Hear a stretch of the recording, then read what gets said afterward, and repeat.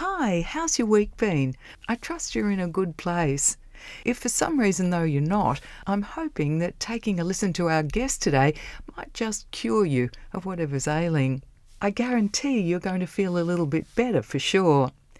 Our chat today is with singer, guitarist and songwriter Mark Farner, who's best known as the lead vocalist and lead guitarist for the American hard rock band Grand Funk Railroad. It was the early 70s, and Grand Funk Railroad's founding members Don Brewer, Mel Schacher and Mark Farner were precursors of heavy metal and were promoted widely as the loudest rock and roll band in the world. For a hard rocker, Mark Farner is surprisingly religious. As you get to know him a little bit here, you'll understand why Mark has always been passionate about spreading love. Hi, Sandy Kay. Hi, a very big welcome to A Breath of Fresh Air. Thank you. Where do we find you? At my home rehearsal facility in Michigan, in the tip of the mitt.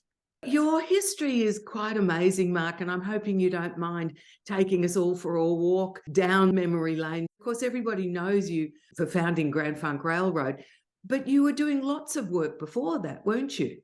Yes, and I've been active in the art of love, growing in love all through my life. I've been at it a while. I know that's been your edict for some time, but you can't have started off like that, could you? Well, my father died when I was 9 years old, and he was a veteran, a World War II veteran, tank driver. My mother was the first woman in the United States to weld on Sherman tanks, which was the type of tank that my father was a driver of. When he passed, my whole life changed. All the kids, there was four of us at the time, and we all felt this amazing loss. And it was watching the family go from this happy singing together, harmonizing together, making music every weekend together, to this everybody's down in the dumps. And that's when I was 9 years old, is when my father had just bought our first television set, and it was on, and it was in the living room. And I walked out of the dining room through the corridor into the living room, and Billy Graham was on the television set. He was at a stadium in Flint, Michigan, and he was doing this drive. It was like a revival.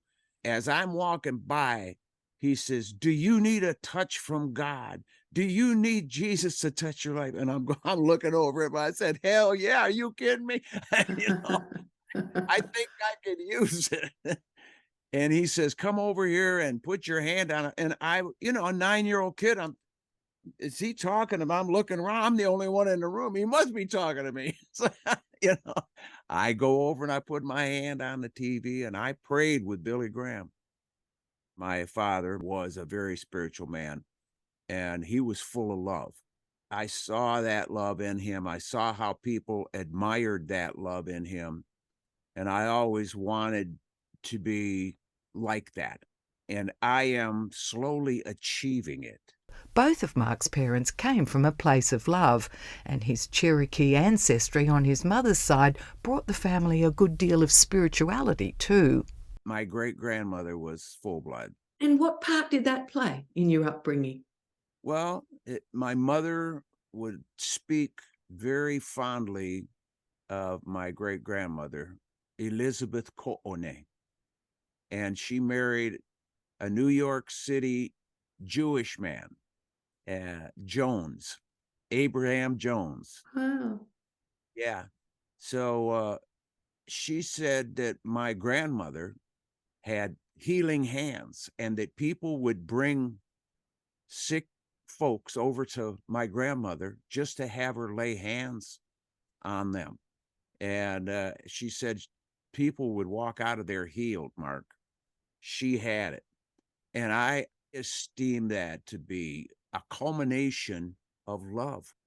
Before my dad passed, I saw that love and I saw the reaction of people to that. And it was in the music that they would play every Sunday. When I tell this to you, it's like I'm reliving it, Sandy. I see those great big people, and I'm still this little 3, 4-year-old kid, and listening to them sing and watching them play these great big instruments. And now I'm playing. I couldn't hardly wait till Sunday. And we always had something wonderful to eat, either Southern fried chicken with hockey puck dumplings or sloppy joes, What's which that? sloppy joe is ground beef with onions and garlic and a cream tomato sauce with some spices in there. Sloppy joe kind of gets all over you when you eat it. You're holding it and Right, falling. hence the name. Yeah. So did you aspire to be a musician from that tender age? I didn't have it within me to imagine myself playing, because those people played so good. It was like, oh my God, I was completely enamored by the whole adventure every Sunday. I never imagined that I would be able to play like this. What sort Not of music were they playing? Southern bluegrass stuff and gospel. The one that sticks out the most is I got peace like a river. I got peace like a river. I got peace like a river in my soul, in my soul. When my aunts and my grandmother and my mother, and all the women were singing, I'm telling you something, it was like angels, Sandy. Yeah, that's the way it came through to my ears. And everybody would just be hugging each other and loving. And that was part of Uh, the experience. And I didn't really realize until I was 15 years old that I wanted to play. I wanted to play football. I was defensive linebacker over center. I was in on every tackle because I loved to hear my name called on the loudspeaker. They say, that was Farner, number 66, in on the tackle. Boy, I'd be just prancing across that. And my mother knew this about me. And when I had some injuries, and the doctor told my mother there's no way I could play football or run track that year, and she felt so sorry for me that she got me guitar lessons, 6 guitar lessons, and she rented an acoustic guitar, and I learned how to play. And then after the 3rd lesson, it was hunting season for ringneck pheasant in Michigan, and the guitar teacher had an accident with a 12 gauge, shot himself in the foot. So no more lessons. So that first band that you started playing with was called Terry Knight and the Pack. Terry Knight and the Pack came along after I had been in Mojo and the Nightwalkers. That was our first band. Right. And the Geneseans. And then we were the Derelicts. We had, different incarnations working up to when I went with Terry Knight and the Pack. When I was with Terry Knight and the Pack, I played bass. They said, can you play a bass? I said, I played tuba in the marching band. I don't know if I could play a bass. So I went, I got a bass. Come to find out, I could play bass. It wasn't that hard, but I sang background. Don Brewer, the drummer for Grand Funk Railroad, he was a drummer in Terry Knight and the Pack, and him and I and Kurt Johnson would sing harmonies together behind Terry, and it made Terry sound good. That came along before you decided to set up Grand Funk Railroad. When and why did you make that decision?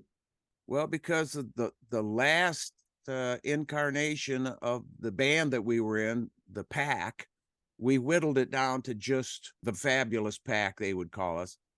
We had an opportunity to go to the East Coast, and they told us that if we would go play some promotional gigs, that we could then make some real money. So we left Michigan and we went out there with a U-Haul trailer and all of our equipment.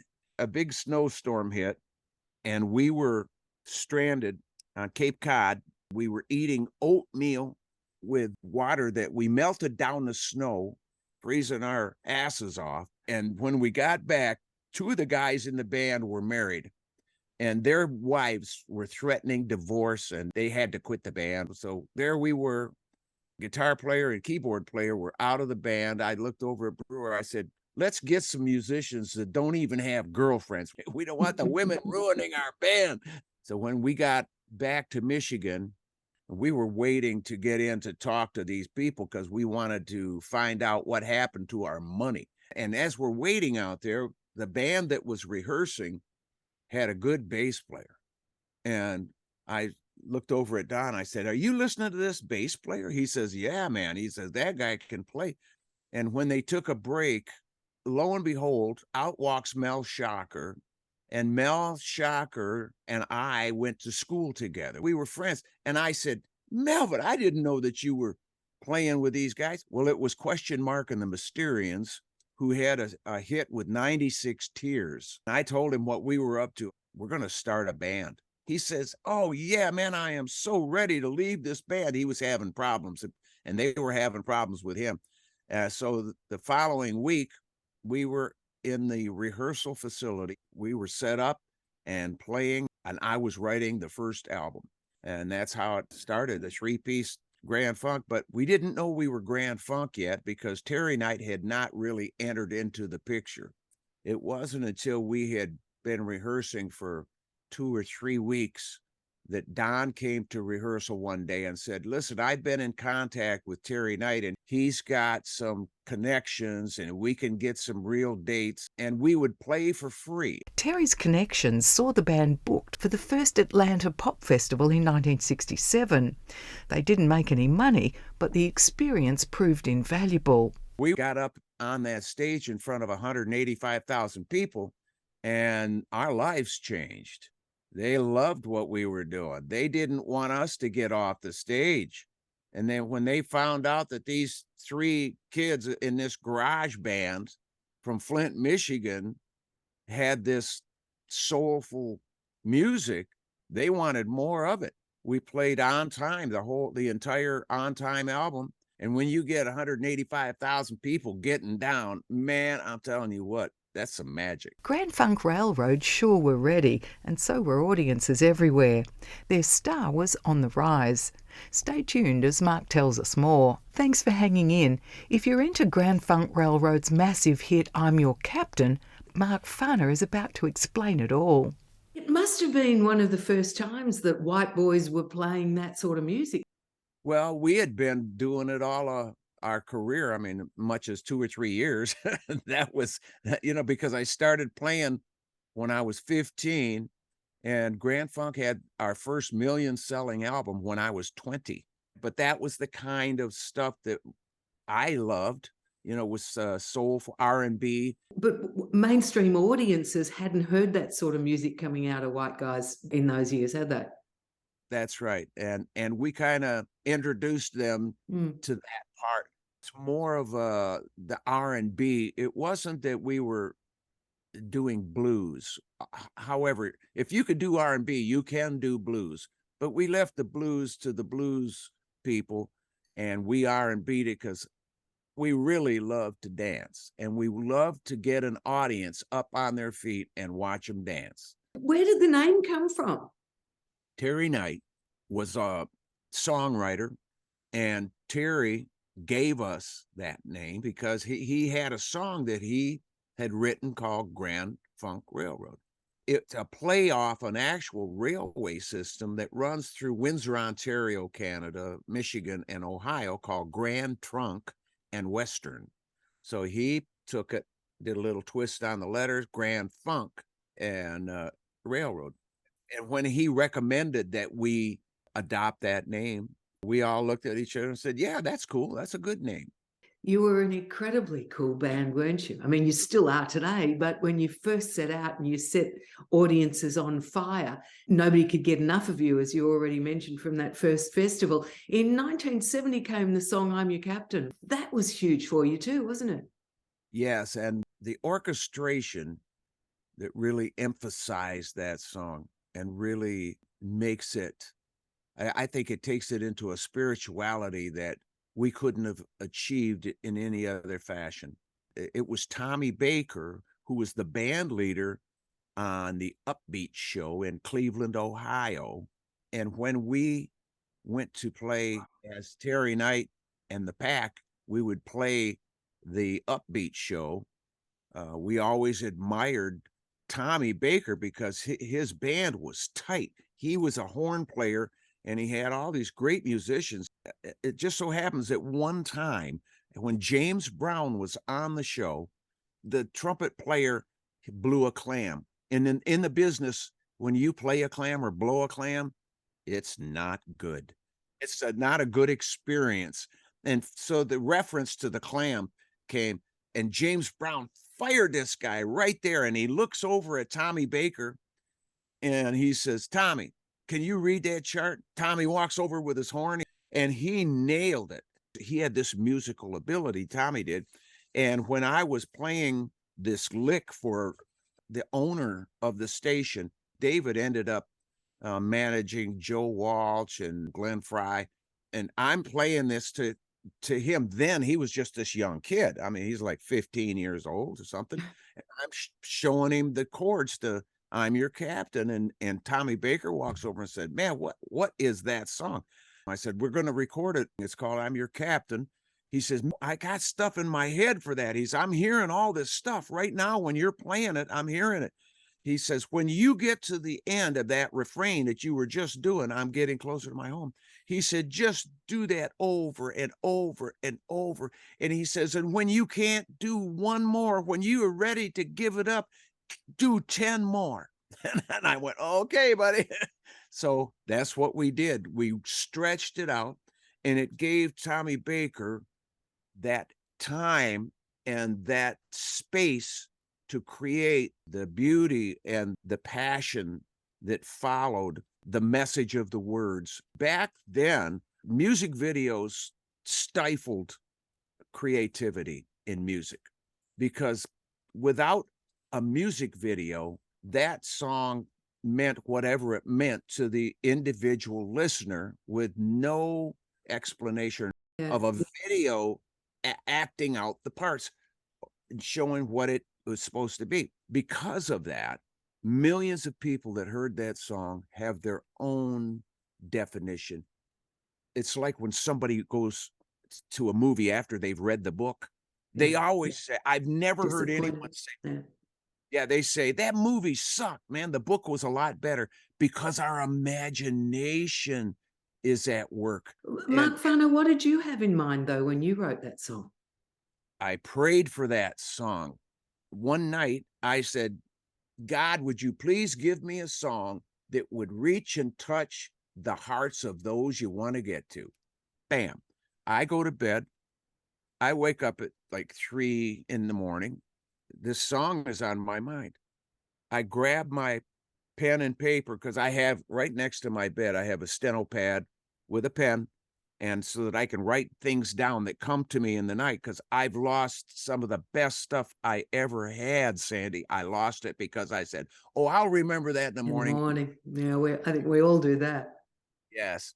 So there I was, and I was in a semi-conscious state of mind, and these words started coming. Everybody listen to me and return me my ship. I'm your captain.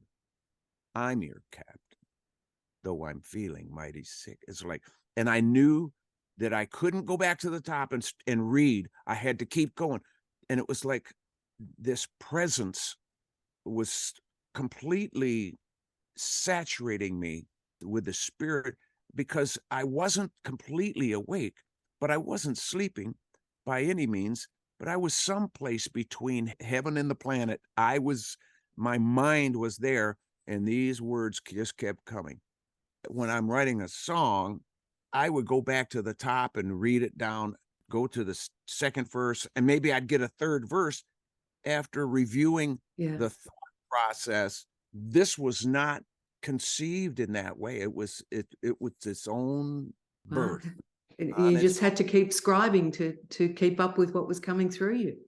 Yes, and I was so exhausted at the end of writing this tune. I remember putting that paper down, grabbed the sheet, and I threw it over me. I was gone. I was out like a light.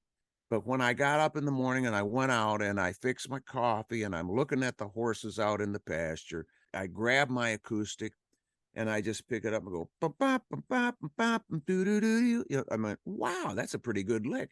And then I hit this inversion of a C chord that I'd never hit before. But I held down the G and then reached over with my fingers and got the C, and it chimed. There was a harmonic chime that happened that just captivated my attention. And I'm looking at my fingers going, wow, I better remember this. This is some kind of chord right here, you know, and I'm looking at it. And as I'm studying my fingers, it came to me that the words in the other room just might be a song. It was just all put out to me. And I didn't rehearse it. I didn't come up. It just came out this way. How does that feel for you? It feels like God answered a prayer. And God is love, Sandy. And I felt the love. When I took it to rehearsal and I said, what do you guys think of this? And I hit the button, and Don and Mel are looking at each other as this song is playing. They looked at me and they said, Mark, that song's a hit, man. That song is a hit. And they were right. It means whatever it means to whoever it is that's listening to it. How then do you move on to the next one? How do you top that? Where did you go to next? Well, I've never really intentionally went any direction. I've always gone on the feel, what's going on in my soul. And after I'm Your Captain, I mean, we did Pluribus Funk, and I got this Gibson SG, a white SG guitar from Stevie Marriott from Humble Pie. He brought it over when they opened our show at Shea Stadium. I played it and my hand loved this guitar. It was very comfortable to me. So I started writing music, and this guitar brought the whole entire Pluribus Funk album out of me. It was inspired because this guitar has its own nature. It has its own characteristic. I wrote I Come Tumbling. People love that song. And on Pluribus Funk was where foot stomping music came in. And I did that. And the lead on foot stomping, does everybody want to? You know, people love that stuff. It just went from I'm Your Captain into like Pluribus Funk, and people, especially guitar players, they just love Pluribus Funk because of that guitar sound. I've spoken to a lot of artists and asked them, you know, where they got inspiration for certain albums, certain songs. I don't think anybody's told me it's from the actual guitar that they're playing. I never realized that a specific guitar could make such a difference. Oh, yeah. Do you still play a Gibson today? No, the guitar that I play on stage now is the one I got in '96, and I call her Baby because she's my baby. I got a backup to her then her name is Ruby. You haven't got as many as B.B. King had. No. Take me to the Locomotion. What year was that? It's 1974, I think it was. It was a very good year. Todd Rundgren was producing. I went home for lunch, and we were at the studio called The Swamp, and I went home for lunch this day. On my way back to the studio, and the driveway kind of snaked down through the woods. You couldn't just look back to it. And it's a beautiful sunshiny day, and I'm walking down the dirt road, and as I'm walking along, I hear the guys, they're out in the parking lot, and I start singing, everybody's doing a brand new dance now. And they start singing the backgrounds. Come on, baby, do the locomotion. And I couldn't see them yet, but I'm still, you know, singing. I'm singing the song. And as I come around the corner and I'm clearing the last bit of trees, they're out there and they're tapping on the car and making the rhythm. And Rundgren comes walking out the end of the building because the door was wide open. They were getting some fresh air inside. He says, what the hell is that? I said, what are you talking about? That's Little Eva. That's the Locomotion. He says, well, get your asses in here because we're going to record the Locomotion. And I tell you that we walked into that studio, Sandy, and he hit the red button on the 24 track, and he came out into the studio room with us, and he sang, and he grabbed my Echoplex, the tape head on my effect for my guitar. And when I was playing the lead, he would run the tape head from one end down to the other, and it sounded like the guitar was eating itself. It was like The husband and wife team of Jerry Goffin and Carole King wrote The Locomotion, which was originally recorded by Little Eva in 1962. It was an unlikely song for Grand Funk Railroad to record, but that little song about a dance craze took the band all the way to #1. More in a sec. Welcome back. Grand Funk Railroad founder Mark Farner has been telling us about how it was Todd Rundgren who convinced the band to record The Locomotion. It was a tongue-in-cheek kind of thing, and Todd had the idea of doing the song like the Beach Boys' Barbara Ann. He added a whole lot of hand claps to it to make it sound like there was a big party going on. we had a party in that studio, and it showed up in the grooves, and people loved The Locomotion. Well, it's such a happy song, and you guys were in such a happy frame of mind, so it all poured out of Yes, you, right? yes, absolutely. Did you ever get down and write songs when you were not feeling good? Yeah, I wrote Mean Mistreater when I got down. That was when I first took delivery of my Fender Rhodes piano. I lived in this house I was renting that had a big attic, and it was just one giant room over the house.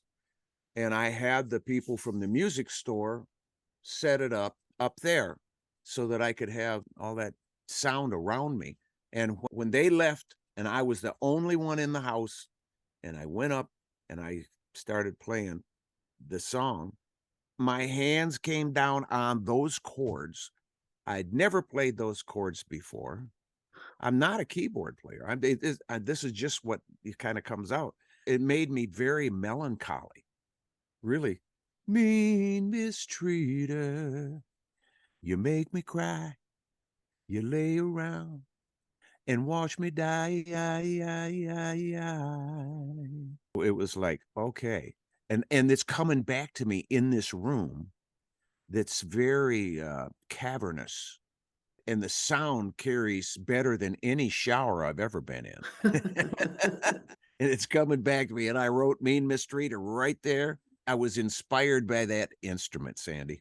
Another instrument that's inspired you. How incredible. I can't imagine you getting down too often. And most of the songs that Grand Funk did were certainly not melancholy songs, were they? I mean, let's talk about Some Kind of Wonderful, for example. Yeah. Now that song came about because we were on our way to the gigs. We were warming up our vocals. We'd sing Locomotion or some kind of whatever, something that was a R&B hit, because that's what we listened to growing up. And he was a road manager at the time, Andy Cavalieri, but he turned around and he says, "You guys, man, what is that song you keep doing?" And we told him, "It's Some Kind of Wonderful." And he says, "Well, you guys need to record that. That would be a great song for you guys to record." Well, it was a regional hit. John Ellison wrote the song. He was in a group called the Soul Brothers Six, and that's where we heard it. So we went in the studio with Jimmy Einer, and he was a master with voices on records. He always made the voices come out. The Raspberries, he made very good vocal records, like Bad Time to Be in Love. You can hear all of the background vocals, you can hear all the vocals, and it's part of the entire sound, rather than, you know, a lot of rock music. The vocal will come out once in a while, but it's back in there with the mashing jam. But with Some Kind of Wonderful, the way we did it, and not having any instrumentation outside of the bass guitar and the drums for the first two verses, and then we go into the Can I Get a Witness part, and bam, here comes the B3 organ. Even now today, when we do it on stage, people have to get out of their seat and dance. And I Great love song. that. You're flying high still, you're playing everywhere, people are loving what you're bringing. What happens then come 1976 and Grand Funk decide to split up? Well, we were waiting for Don Brewer, the drummer, at the recording studio. Don was like an hour and a half late, and he was never late for anything. And we thought, man, should we start looking around? Should we call the sheriff's department and see if there's been an accident? Maybe he's been involved in an act. You know, you start thinking, what the hell? Then we hear his car pull in. The door opens, he walks in, and he says, guys, I got to do something more productive, more satisfying with my life. He Wow. says, I quit. And I looks over at him. I said, what? He says, I'm over it. And he turns around and walks out. Just like That's that. just that. Yep. And so from that point, I knew he was serious. And I started calling some musicians that I knew. So from that point, I made 2 albums on Atlantic Records, and I kept touring, because if you don't use it, then you lose it. And of course, Uh, you had a ministry of love through your music going too. That was your yeah, mission. yes, absolutely. And there's only one place you can get a fix for this Jones that I have, and that's on the stage, inspiring people to be happy in spite of whatever else is going on in your life. Let's just all be happy right now. Yeah. You know, Good words to remember. We should all take that on board, Mark Farner, for sure. So today you're out there playing with your own band, aren't you? You haven't had a break all these years. You did come back together with Grand Funk for a little while through the 80s and 90s, but now it's you with your own band. What are yeah, you doing out there? Mark Farner's American Band. We go out and do the funk stuff. I put in some of my own, solo stuff every once in a while, but we're making people happy. I just returned from a special guest appearance with the Ides of March for an association that puts service dogs in the hands of veterans. So you've spent your time working for charities, working for causes. The lyrics are all about earth and stopping the war, all about love. You know, despite being the ultimate rock star, you're really a down to earth guy. You're a husband, you're a father, you're a grandfather, and you've been married to your wife more than 40 something years. That's Yeah, 40. very un-rock star like. Yeah. And she's my better 3/4, Sandy. Oh, don't I love it? That's awesome. Mark Farner, you are a true gem. I'm so glad we've had this chat, and I thank you for being so generous with your time and sharing your fabulous stories. Of course, a lot of them are written down in the book that you wrote, aren't they? Well, some of them are, but I have another book to write. I imagine you've got lots of stories still to tell. Do you think we'll see that book? Have you got time to put that one down too? Yes, the people that put out From Chile with Love, they want me to do a book and include an audio visual DVD in the book of me telling some of the stories, not just reading them from the page, but coming from my lips, because there's something to be said for that expression, Absolutely. Yeah. seriously. Yeah. So I don't know what the name of it'll be, but it'll be the continuation from the first book. Fabulous. Well, when it comes out, I hope we can have another chat. And in the meantime, why don't you bring your band down to Australia? We'd love to see you here. I would love to come to Australia, and the only reason I'm not all over the world is because my agent hasn't put me there. I climb up his back and down his spine.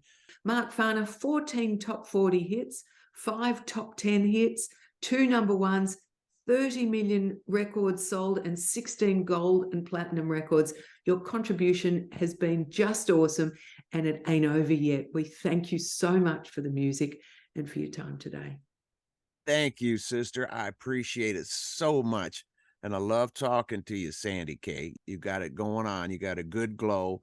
And I think that we are compatible and that we can have this conversation that goes beyond us into your listeners' ears. And I just like to say something to the listeners. Set yourself free, people. Set yourself free. Nobody can do it but you. Love it. Great message. Mark, great talking to you. All the very, very best. I look forward to the next time we can chat. And I'm looking forward to it. Thank you so Awesome. much. Bye for now. Mark Farner became a born-again Christian in the late 80s and has put out an array of Christian music ever since. In the 90s, he briefly rejoined Grand Funk and was voted into the Michigan Rock and Roll Legends Hall of Fame as a solo artist in 2015. You can catch up with all his stories in his book, From Grand Funk to Grace. Thanks for lending me your ear today. It's been great having you with me. Don't forget, if you have someone special you'd like to hear from, just send me a message through the website, abreathofreshair.com.au, and I'll do my very best to get that person onto the show for you. Take care of yourself, won't you, till we meet again. I'll look forward to being back in your company again, same time next week. Bye now.